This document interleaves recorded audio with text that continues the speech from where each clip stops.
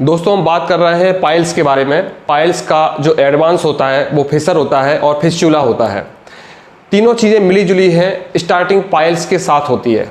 बहुत से लोग बोलते हैं कि हमको कभी पाइल्स नहीं हुआ, फिर हमारे गुदा में गांठ पड़ गई या हमारे गुदा में मस्से हो गए या हमारे गुदा में कोई मांस बाहर आ रहा है।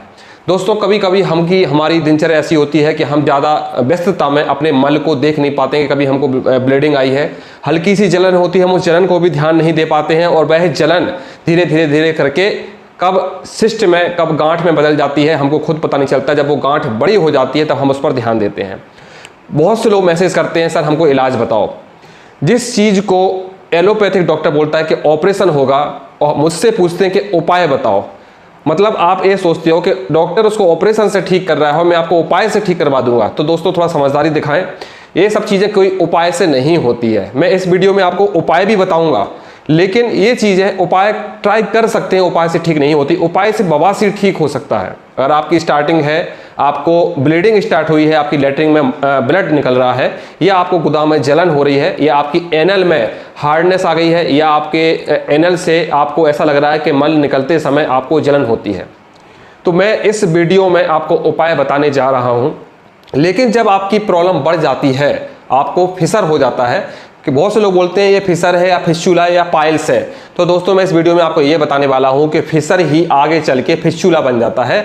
जब हमारे गुदा में घाव बड़ा हो जाता है, नासूर हो जाता है, पस आने लगता है, ब्लीडिंग रेगुलर आती रहती है, बहुत ज़्यादा दर्द होने लगता है, तब उसको फिस्चुला बोलते हैं। जब बवासीर में गांठें पड़ जाती हैं, जब घाव में सूजन आ जाती है, एनल में सूजन आ जाती है, एक दो छोटे मोटे दाने आ जाते हैं, तब उसको डॉक्टर फिसर बोलते हैं।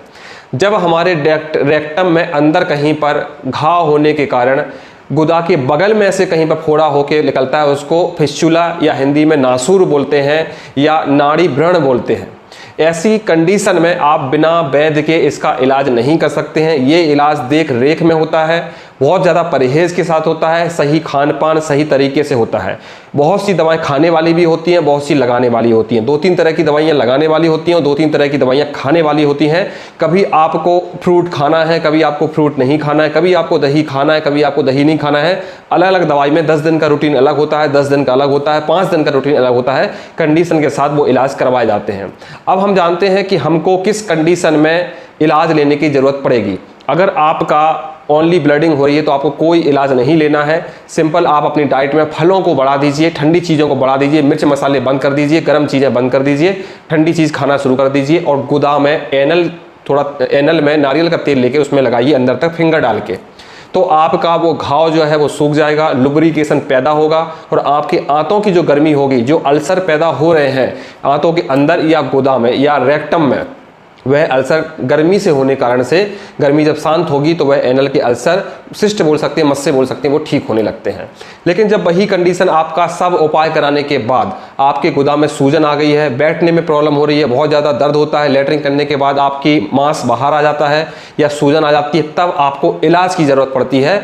ये चीज़ें उपाय से ठीक नहीं होती है। पहले मैं आपको उपाय बता देता हूँ आप क्या क्या कर सकते हैं।